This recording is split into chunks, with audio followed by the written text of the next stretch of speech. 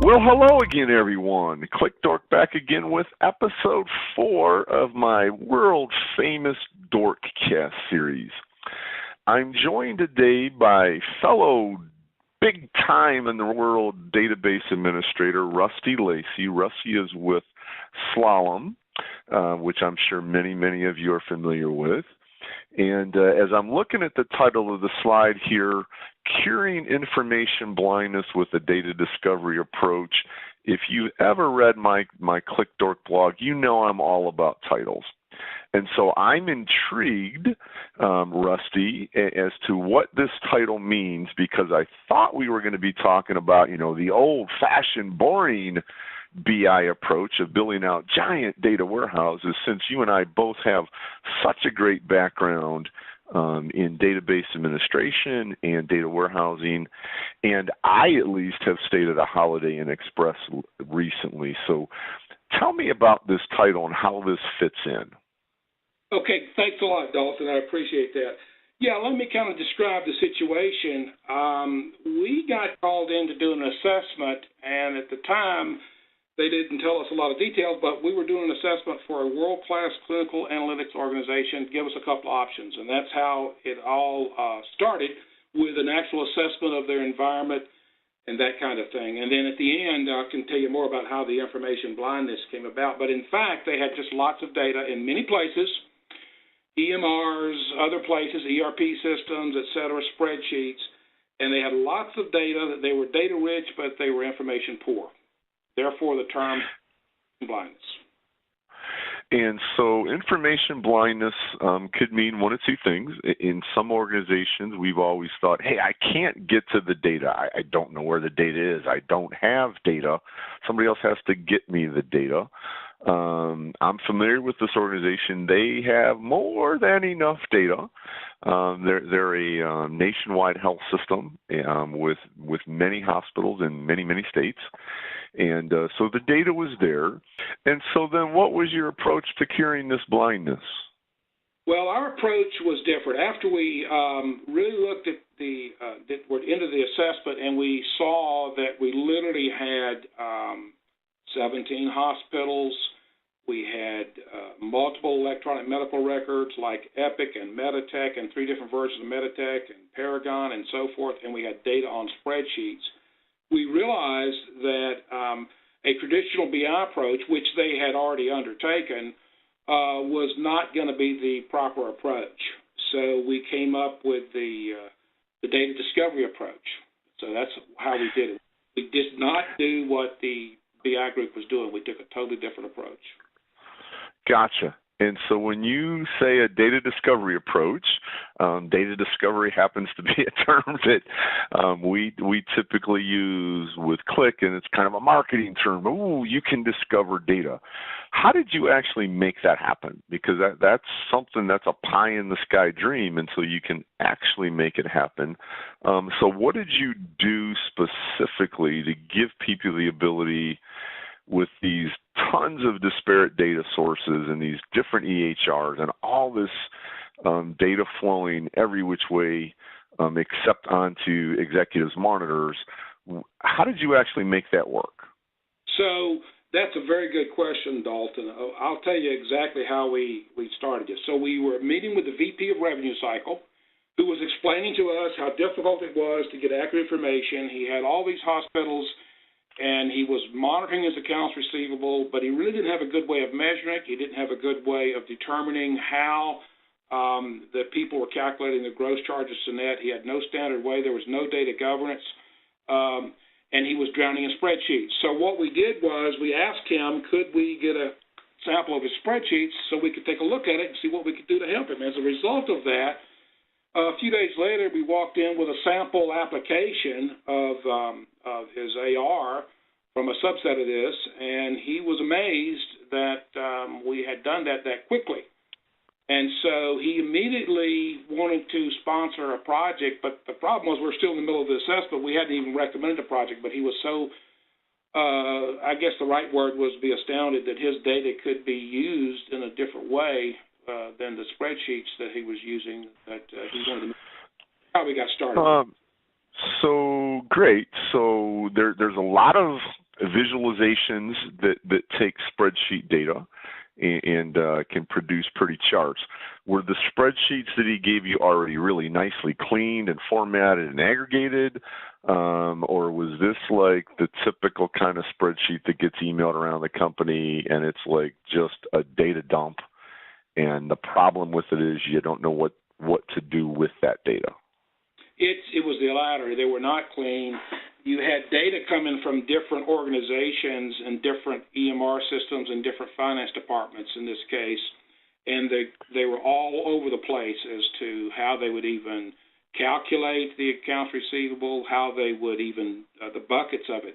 So, for example, some might be 0 to 30, 31 to 60, and so forth, and other ones had 45-day increments and so forth. So they were all... So how were you able to use Qlik to visualize, and I'm using air quotes here for everyone, to visualize something that gave him insights from data that was junky in a spreadsheet? Because a lot of people think of Qlik as just a visualization tool. What did you discover, even in that quick process that you had, what did you discover about Qlik that you hadn't known before that enabled you to do that? What we discovered was it's a very powerful transformation tool. By that I mean it has the power to connect right to the data source, extract the data, do very powerful transformations, and especially with spreadsheets, which are always in all these organizations in addition to the databases and the data warehouses. And so what we discovered was this is a very powerful ETL tool, data preparation tool, very powerful scripting language to transform data rapidly. That's what we discovered, which was really powerful and significant for us because at the time, all the IT people were looking at it as a visualization tool. In fact, that's what they were using it for. They were using the tool as a visualization to the front end of the data warehouse. The problem was the data warehouse did not have the data that the executives needed, or only a small portion of it. The rest of the data was all over the organization in different EMRs and spreadsheets and different data systems. Fantastic. I knew I liked you when I met you because you kind of got that whole thing. That the key about the ETL with Qlik is it is rapid and you can quickly make progress with things. But I love the fact that you got that. So now you've gone through this really rapid prototyping thing. You've taken this junk data from spreadsheets and cocktail napkins. You put the thing up and you show it. And then I'm imagining that then you sat down and you built out like this giant 800-page requirements document for a statement of work, and went through months of deliberation on this statement of work in order to get any more work from them. Is that the approach you followed? Unfortunately, that is not the approach. I've had lots of experience doing data warehouses, and that is a typical approach where you go to the business user and you say, what are the KPIs you get? Then you go spec it out. And because you have to build it, hence the term data warehouse, you have to get very specific on the specifications, very specific on the data sources, etc. We decided we could not do that for several reasons. One is they've already been waiting on the data warehouse for 2 years. They can't wait any longer. We have new executives here that want to see results quickly. So our approach was as follows. We will do a data discovery approach with you, the executive, not the IT department, but with you, the executive, and we will look at these data sources that you say this is where the data is. We'll have 2 or 3 data sources, and then we will rapidly solve your problem with the key performance indicators that are possible with your data. So the key thing that we did differently was we will deliver value in 90 days with what's possible with your data. Well, when does the project start? When we see the data. How long is it going to take? Let us look at the data. Hence the term data discovery, which is the opposite of what the IT group was doing. The IT group would spend taking the traditional approach, would either build something that wasn't meeting the requirements, or they were in the cycle of going through the complete build process using a traditional approach, which we've all done in the BI world, was building a data warehouse. So this is not what. And so what was your statement of work then? Our statement of work was very simple. We had 3 subject areas.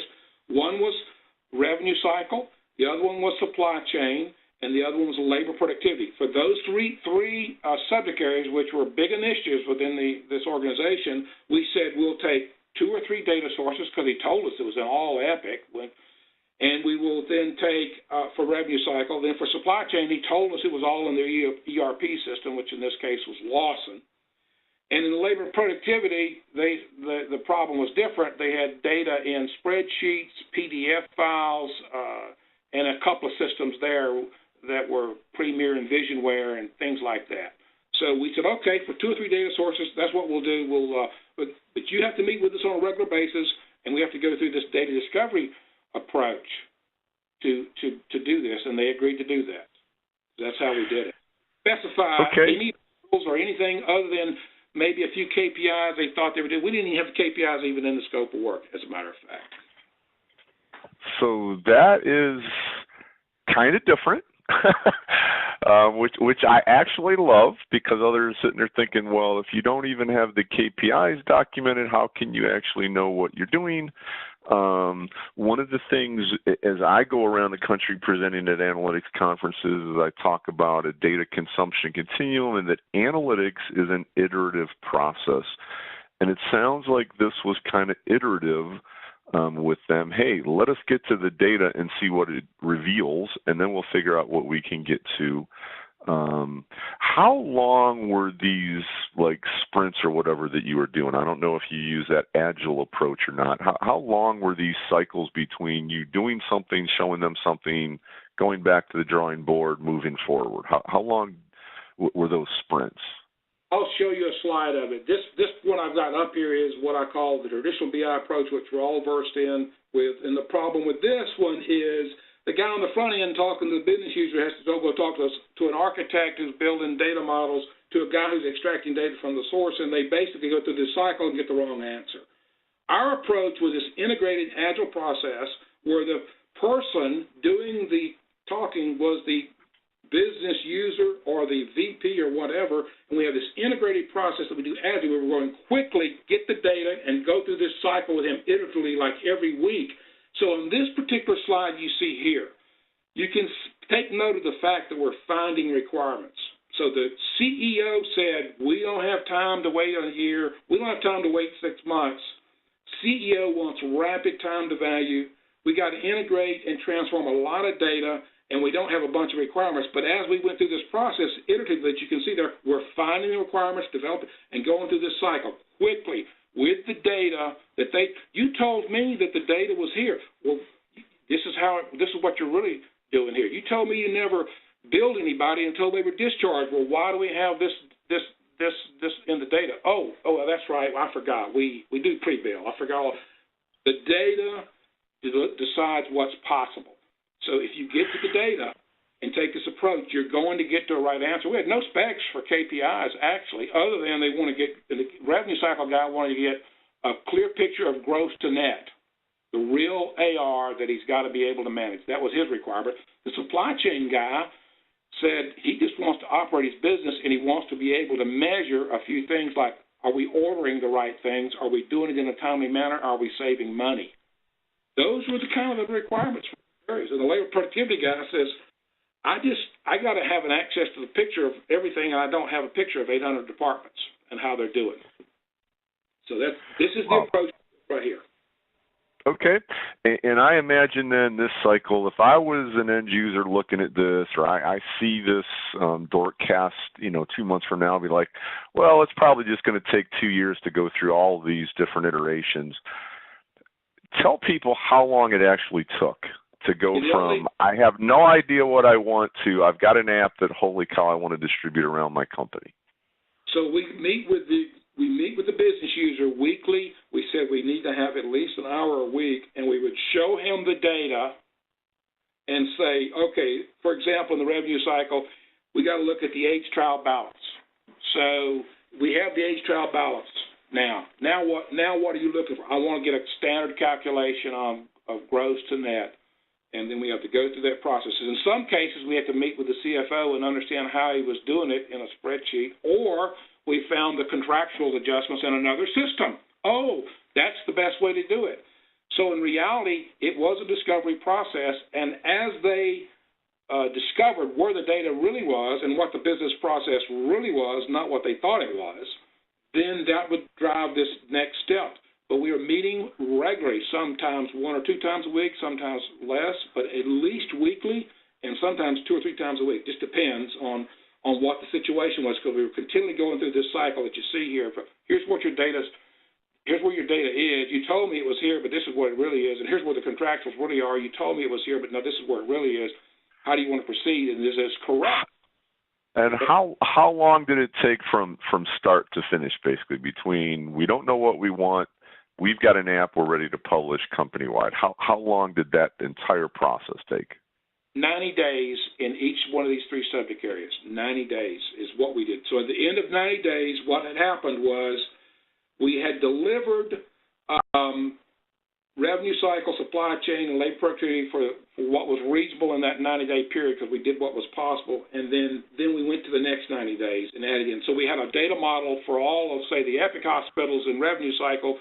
Then we go to the other hospitals. In supply chain, we had all the same thing for those hospitals that were using the Lawson ERP system, did the same thing for them. In labor productivity, we actually had the same thing. We had to hold all the data sources in for labor productivity because it wasn't that many. Then what happened was we meet with the CEO, and he wants to do surgery analytics. He wants to drill down on the supply chain. The CFO wanted to add in pharmacy into that, and then add in all the rest of the hospitals, which were the Meditech hospitals and the other ones, and that's what we did. So in the first 90 days, we had those 3 subject areas done for a subset of their hospitals, which was pretty impressive from their point of view, because they've been waiting for more than 2 years to try to get. So wait a second here. You've even impressed me, because when you said 90 days for each of, I thought you meant that would be like 270 days total. You're saying in 90 days you did all 3, all 3. from start to stop. And as I'm looking here, we were talking, I found a source here. I thought, well, this other data was here. I see 170 data extracts for supply chain, 50 data sources for revenue cycle.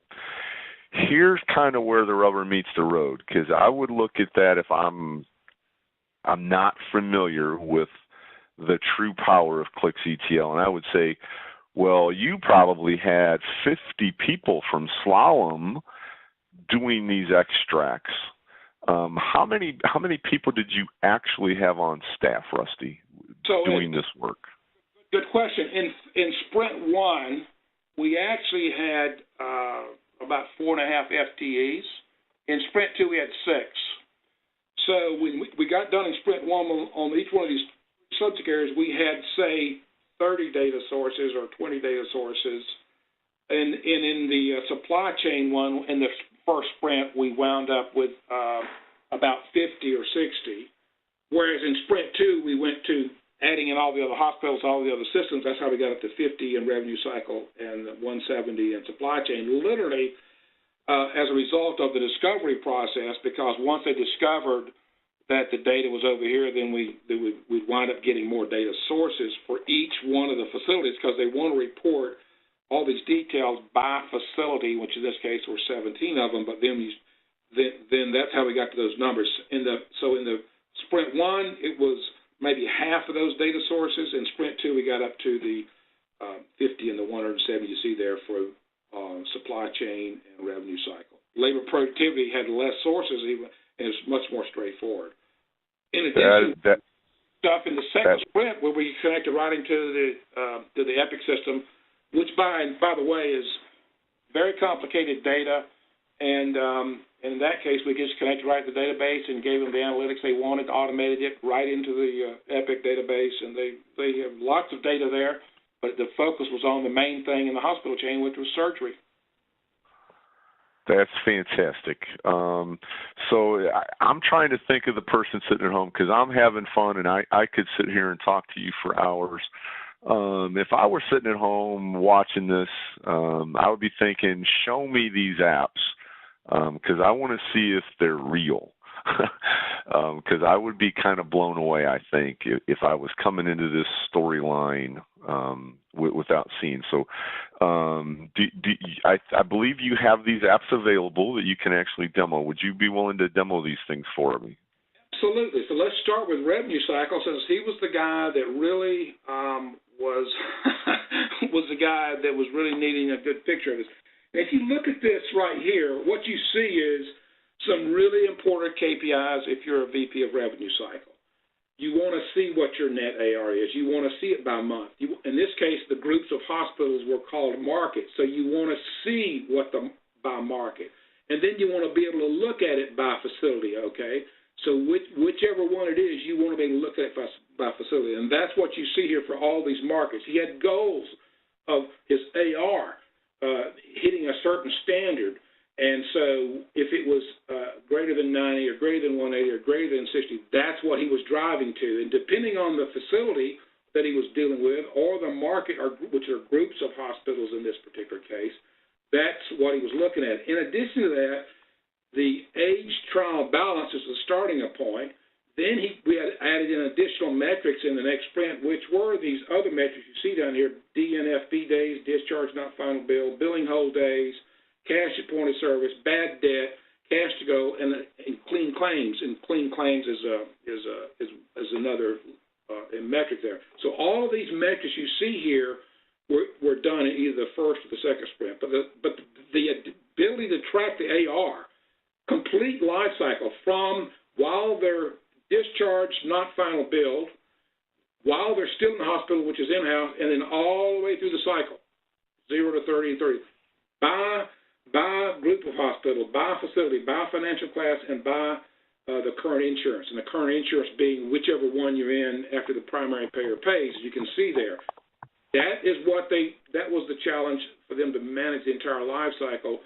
Could they do that by facility, by financial class, managed care? You can see there, and then what is the current insurance that they've got when they do that. So that's how this drove in this particular case you see here. And then you can see here different ways to slice and dice the data. If I want to look at just what Blue Cross is doing and where it's at within these facilities, that's exactly what we're doing here. Again, integrating all this data and then doing the visualizations off the data. And you can see here they have a 5-day billing hold. And so most of that was where they were doing all the charge capture, making sure that things are right. And then you can see how the life cycle goes for your AR. And if you want to look at it by hospital, maybe some of these hospitals are doing it differently, or maybe they're not. This is the idea here. You can see from these visuals, I want to be able to look at it visually, but I also want to look at the data. So I want to be able to look down and drill down by financial class and into the actual insurance company itself, in this case, Blue Cross Blue Shield of Texas, let's say, and then look at those numbers if I need to, which was very difficult to do with spreadsheets and highly error-prone, because we discovered a lot of calculations that were being done incorrectly with spreadsheets. As you can see here on this particular application, by looking at these metrics, you can see here if you're a VP of revenue cycle, having this stuff done on a regular basis. In this case, it was getting actions done in a timely manner on a monthly basis so they could improve the AR they were receiving and tie it to the financials. In this case, they were using Hyperion. And as you can see, the net AR days, another calculation, they were targeting a number that would be, in this case, the limit they wanted to be 41. You can then see by facility how that would tie to the financials in this case, which was a totally different KPI. And then some of these other metrics we've mentioned here, discharge not final bill days, another thing is calculated over a 90-day average. So all these KPIs came from the data and the standardization process that we had. And obviously, if billing hold days were supposed to be 5, what's going on here with some of these? This tells them where they got to put their attention based upon the dollar figures and so forth. So you can see here a lot of visualizations came out of the second sprint that were not in the first sprint, but the main goal that started it all off was how do I standardize my gross to net process with no prior data governance, no no standardization. That was a byproduct of the data discovery process, because now, as you can see from these visuals, not only did we do that, but one thing that was really interesting was, and this is a key. This is the data dictionary that says, here's how we did this. Here's the measure. Here is how it was done, and actually here's how the calculation was done. So there's no mystery behind that. One of the big problems in healthcare is everybody's got different numbers and length of stay and AR and all those things. They have different metrics and different views depending on the organization you're in and so forth. And so this is a data dictionary that we continually went over so that everybody could see, here's where the data came from, here's how the calculation was done, and so forth. So that's the revenue cycle. Rusty, that is really, really impressive. Not just that you could build a real revenue cycle app, but that you actually captured the metadata and this data dictionary at the same time, and you visualize it in the application. This is something that would actually give organizations the chance to make productive changes, move the needle forward. If others weren't interested in something like that, how much of the work in that application was specific to that specific customer versus if they were to take that app as an accelerator with you to get their data? How would that work? So that's a good question, because we have a process by which we are extracting the data from the data source, doing all the transformations, which are in separate apps. So our extracts and our transformations are in separate apps. So what it would be a matter of is, if we agree on these are being the measures, we would then take the app. The app itself that you see would be unchanged unless you wanted to change it. The data sources and the transformation is what we'd have to do differently if that were the case. So yeah, the acceleration would be on the data source transformation steps, but not necessarily the app, because the data model for the app could be leveraged and get you there faster in the case of revenue cycle, and the same thing in case of supply chain and the other ones. In fact, that's exactly, we have a separate applications, all built with Qlik in this case, for transformations and extractions, and then the app you see before you is all done with the properly prepared data for those particular KPIs. That is really cool. That's I'm almost sad to say when I present and I talk about layers and building QVD files, I get pushback a lot. Well, why don't I just bring the data right into the app? I'm in a hurry. I'm in a rush.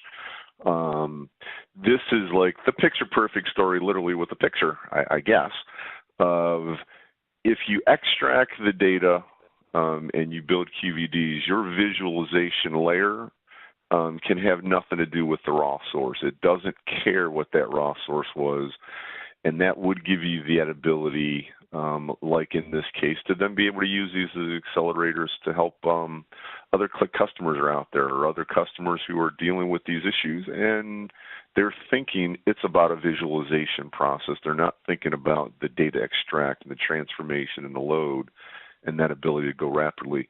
So I see some other tabs there. I would love to see that supply chain app. That's something that we get questions on all of the time, because that's a big part of just about any industry, but also a very, very big part of healthcare. That's a very good point. In this case, the supply chain executive was dealing with, I've got all the hospitals, I can't comply with the corporate initiatives to comply with, are they ordering the right stuff in the hospitals? I don't know if I got enough inventory on hand for the hospital, because all the big hospitals have a central inventory, and the bigger ones would have both a central inventory and a surgery inventory, and because most of the time the surgery inventory alone is the biggest driver. And so you can see from this picture right here, what we started with, they want to save money. That's kind of the broader initiative. And I want to make sure we're complying with ordering the right stuff, which is the initiative compliance there, by facility, because each operator at each hospital, they're purchasing people. I want to know, have I got the right inventory on hand for what they need in the hospital, which is the order fill rate there, meaning that I want to make 98% of the time, I want to make sure we got it on hand. And then how much money am I spending on my inventory? And all these people, inventory transactions. So that was what drove it in the beginning, those three on the left and the inventory transactions on the right, because that's all coming out of the ERP system. However, we got into it, and he wanted to tie it to the financial system, which in this case was these other metrics. You see supply chain breakdown, financials, and then other things that are adjusted by the finance group on a monthly basis. So this is how this came about. And again, he had no visuals other than, hey, we used to do it this way. Here's some of our key metrics. And so that's how this one was done. So if you take a look at this one, same thing. We started out with a subset of the hospitals with what was possible. And here is a actual way to look at financially. And again, these financials were directional, I would say. The net patient service revenue is tied directly to what is your supply expenses are correlated that way. And in this case, you can see the supply expense as a percent of that financial number is what he wanted to tie to, because that's what the CFO in the hospital chain is going with. So that's how that came about. So even though we started with initiative compliance and are we trying to save money on ordering the right stuff and ordering things off of contracts that are lower cost, et cetera, that's how it got started. But then you can see, well, how do we determine the savings? Since savings was kind of complicated, there's the formula down at the bottom that you see there. That is how the savings was calculated at some starting point. So the starting point was the prior fiscal year. And then I will obviously still want to look at it by market, by hospital, and again, you see all the hospitals. We got lots of hospitals here. I've got to be able to look at it by that. Okay. Then we move into breakdown those supplies. And so in this particular case, they didn't have a good breakdown. So we actually would take some of the ways they wanted to break them down out of another category that they had come up with, and make that part of the transformation step. So you can then see here how that was done. And then interesting about this was, I mentioned earlier, they wanted to add pharmacy spend because they didn't have a good picture of that. So that's another data source, in this case, AmerisourceBergen, and they get a daily feed from that. So at any rate, you could then break down the pharmacy spend, which is a subcomponent of the overall supply expenses, and look at it by how the chief financial officer wanted to categorize those things, and then by therapeutic class. Where are we spending our money, and what are the big spend items, and how does it tie to our financials, and how does it tie even to the therapeutic classes? And that's how they wanted to track it, so we had to create all that stuff, as you can see here. And then where do we want to spend? Oh, this is where I want to spend. So the guy, when he saw this, he said he's going to focus on this hospital first, because this is the most important thing. As you can see, relatively speaking, focusing a lot of time on some of the hospitals that weren't spending that much money and what were the big cost items. Are we doing the right thing? Are we ordering the right stuff? If not, then who are we going to talk to about making sure we do order the right stuff? And leverage these contracts we've got.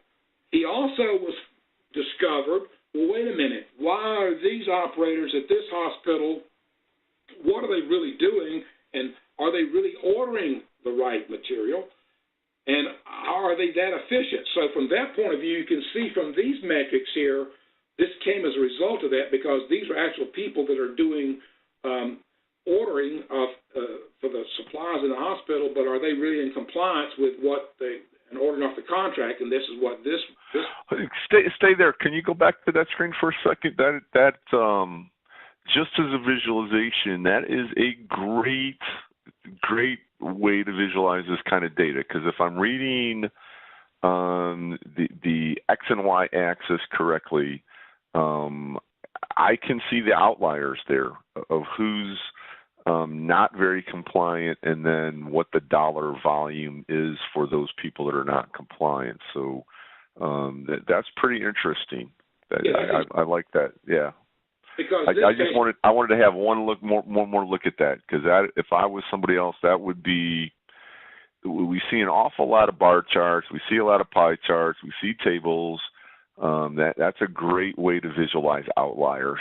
And I think for something like supply chain, that's important. Yeah, that's exactly right, because who's saving money or who's in compliant with this lower cost items that the company has negotiated with, and who's not. And if not, you want to go talk to them, and you can then see how it's trending, and then by facility, which are they headed in the right direction? If they're not, then what's going on? What's happening? So the operation, this particular application was used by the operations of the supply chains organic group. This is not yes, it has a lot of financial stuff in it, but they were using this to manage the operation of the entire supply chain for these 17 hospitals. And these are the people that you could see here, some of which were doing a good job. He also wanted the ability to say, for example, let's take the order fill rate. I want to be able to look at the data myself. Okay, if I want to look at the data myself, I can then tailor this thing, and then I want to walk the hospital, I can export this out and talk to those people about it. Back to the order fill rate, are we hitting our objectives? If not, why not? And then on the order fill rate, let's look at the details here. We want to be able to look at this stuff by any of these categories here, and I want to be able to look at what was ordered, what was killed, why was it not done that? Are we keeping the right inventory on hand? And then this is tying a couple of interesting things together. One is some inventory transaction data, which is what's over here on the left-hand side. This is the kind of things these people do, all these kind of inventory transactions, okay, and then who's doing what. And these operators here, you see over here on the right, how many transactions are they doing, what's the actual number, and dollar value of this guy. Why is this guy more productive, say, than another guy? So this is an interesting of what's really going on inside the inventory system. If they're having a high number of adjustments, then why are they doing that? And that's what this was an interesting spec there. And then inventory transaction details, again, you can then see another way to look at the data. I want to look at, not only do I have a visualization, but I also have a way to look at the data in detail. Obviously, in the inventory business, inventory turnovers are important, so everybody's interested in inventory turns. How much cash are we tying up in the inventory, and how much is keeping on hand? Do we have things expired that we didn't use? That sort of thing. And this is what this is being depicted. And so in this case here, he's tying it to the financials. How does this stuff relate to the actual adjusted metrics they're using in the hospital for, like, length of stay, which is adjusted in the finance world there. So this is, again, you see another data dictionary, because this was a lot of metrics here and a lot of different ways you could define those metrics, and this is where you can see the sources coming from and those sort of things. Same concept there. Hey, I've done a lot of work with that Fred Flintstone guy too. That guy seems really, really busy. I've done a lot of work with him. So I got one more serious question about this app. As I look at the completeness of what the supply chain solution offers, I think of the volume of data sources that you use to get the speed of delivery. One more serious question: Did their supply chain guy literally get up at the table and come around and hug you when you presented this, or was he a little bit more reserved than that? Actually, you got a good point. When we were in the first sprint and he started to see data, in this case we had 5 hospitals in the first sprint and the rest of them in the next sprint, he absolutely said it was going to change how he managed his business. He absolutely said it was going to change his life, as a matter of fact. And the reason was he could now manage the operation effectively and efficiently with real data, as opposed to the spreadsheet scenario and having to go chase down people. Again, similar problem. However, his was much more complicated, because when we got into the financials, that's where we had all these Hyperion data reports coming out by facility. So that's why we got up to so many different extracts so quickly. The second sprint, it's a lot of data to be integrated and transformed into an app, and we have a specialized transformation application that you don't see here that does all that integration and that transformation into this app here, which is a pretty powerful app from an accelerator point of view. And so that's exactly what happened. Yeah, he was a transformed person because he could actually operate and do his job where in the past, extremely difficult, if not impossible. I can imagine. That's one of the things I always talk to people about is analytics provides you the ability to ask the next question that comes to light based on what you're looking at. Traditional reporting, traditional visualization tools give you the ability to ask another question. You see something and you got another thing you need. The completeness of this, I think, goes way beyond anything that we can market at Qlik. I'm kind of overwhelmed looking at it. We talk about multiple disparate sources. I may drag and drop 2 or 3 in to try to demo to people because they're more interested in hey, show me something. Show me a picture, and they're not thinking of what 170 data sources tied together can provide you in terms of your story in transforming the organization. So I think this app is phenomenal at showing the breadth of what you can do when you tie multiple data sources together. You do it quickly. And the next thing you know, you're actually having an impact on an organization that's countrywide with a whole lot of different ways to do things. Before we go, I would love to look at that labor and productivity. We get a lot of requests for that, so I'd love to see what you have here in terms of an accelerator, simply so that I've got something to show and I can say, hey, go watch this video. I stayed at Holiday Inn Express. These guys have done it.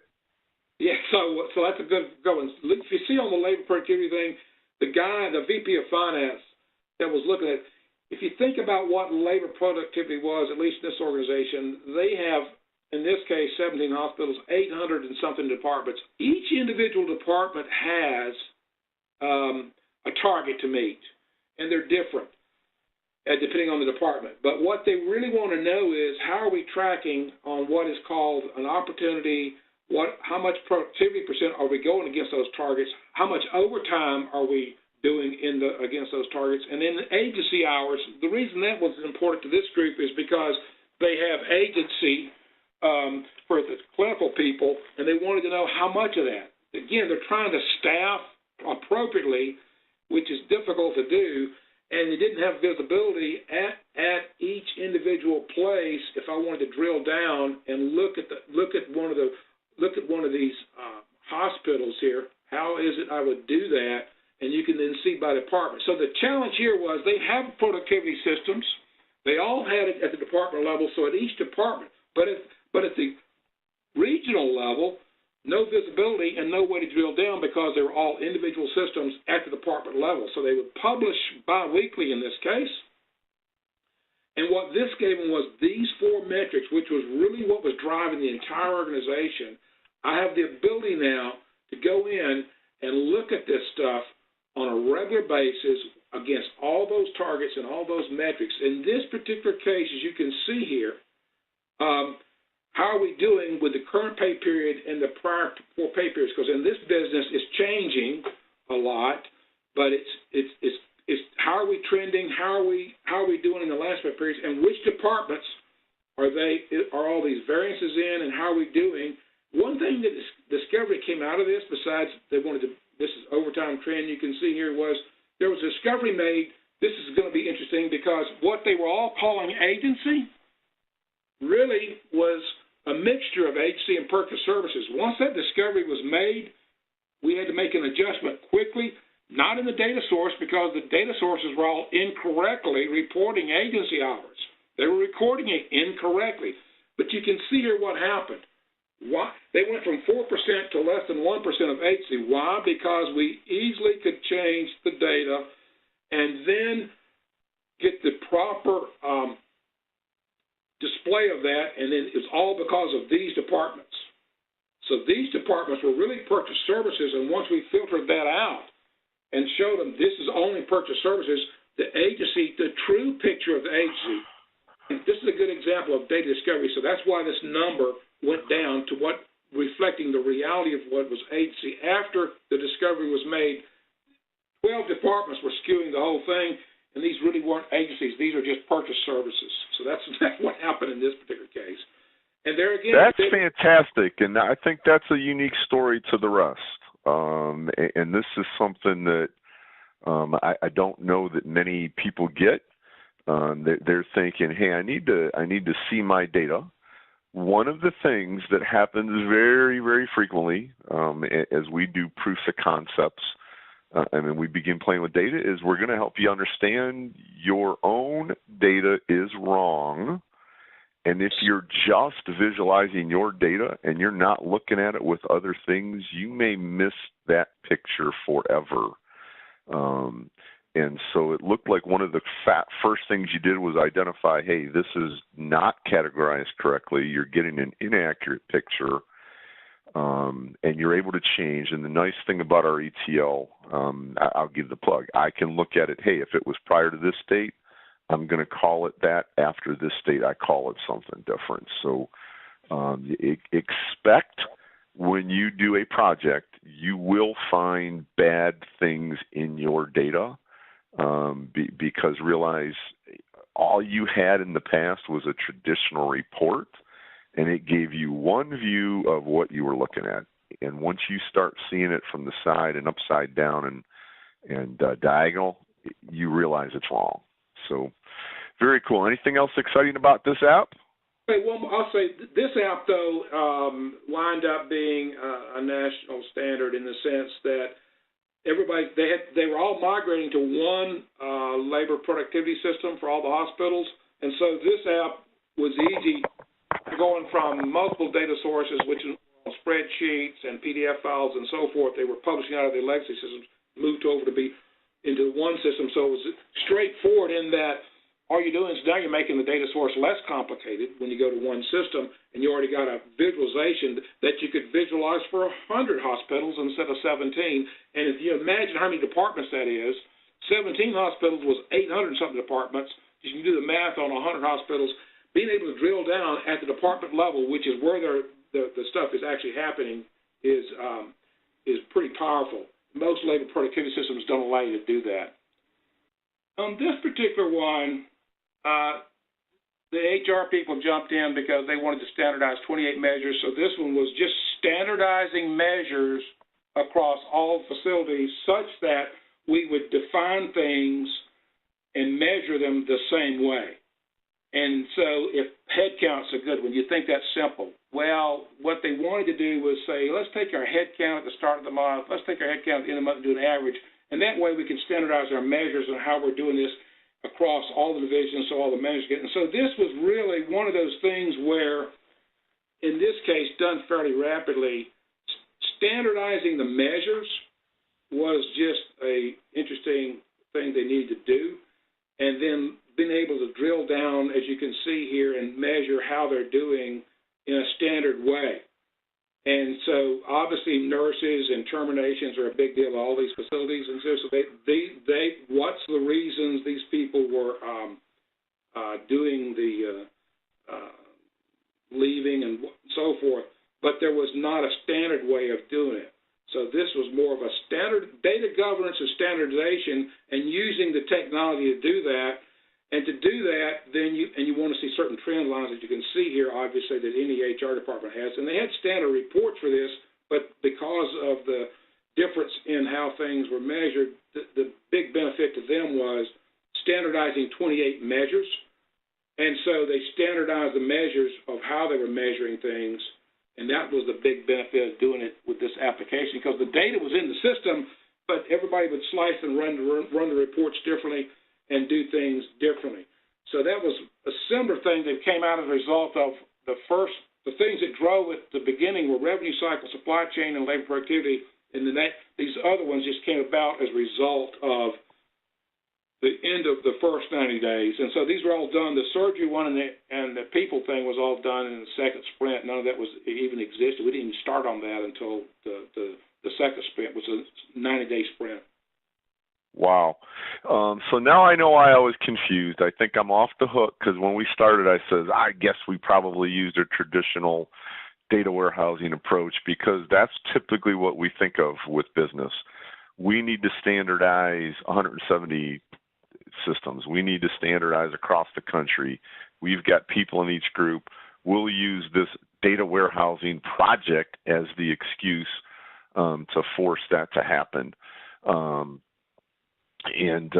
So you actually use Qlik in the same way that you would use a traditional approach of more of a virtual warehouse, but getting standard, with the neat thing being all that metadata, that data dictionary that we hear about, that I'm using quotes for again, is actually captured in governed metrics and is visualized in the apps. So very neat, and unbelievably, you did that part as part of the second sprint, which was just a 90 days. So this is some of your data sources? Yeah, so the point here is data discovery is different because we're not trying to pre-build a bunch of metrics. We're leveraging the technology to discover what the questions are, find the requirements, and then build it and go through the iterative process with the business people. And so this is what happens. I mean, you wind up, if you think about it, the business is fully involved. The data is going to be more accurate, more complete because they know their data. We build in data governance. Then we actually get the people to look at, these are all the actual sources. And if you think about it, all the organizations have sources similar to this, like Epic and Meditech and Lawson, Amerisource, Bergen, Revenue Cycle Analytics, Hyperion, Workday, and so forth. However, you need to have this where you can get the single source of truth. And so in this case, it is designed with its approach to enable a business-driven solution where they find just what happened here. As soon as we see where we are, they go in a different direction, meaning that the supply chain guy was starting out with compliance, and we wound up into the financials and tying things to the financials. And the revenue cycle person was mainly focused on the AR. We wound up with a different things because the processes and the data tell the true story, and you want to get the truth around it. So this particular thing, it enables a business-driven solution. Nothing wrong with traditional DI, except it takes much longer, and it's more of an IT-driven approach, where in this case it's a business-driven approach where you're involved in the business, and they discover things about their data that's different than what they thought. And so I'm thinking you should write a book. The processes and the data tell the true story. I like that. That's really neat. Hey, I think you're creating a kind of a problem for me here, because people are going to see this. They're going to be emailing. They're going to be picking up the phone and say, "Qlik Dork, I need to get a hold of this guy." Do you have a slide by chance that maybe has your name and email of how they would reach you, rather than pestering me nonstop to get a hold of you? Because I think people are going to want to talk to you about this stuff. I don't think I have a slide on there, but there's my name right there. And this right here is literally a quote from the supply chain guy you talked about. So, yeah, that's my name, and it's rusty.lacy@slalom.com. So okay. This is kind of an overview of the approach that our global marketing people put together here. So it's rusty.lacy@slalom.com, and this is kind of a summary version of the story here. So this is a marketing thing, and so we'd be glad to talk to anybody, talk about the approach and how we did this in a fairly rapid time frame with a lot of data.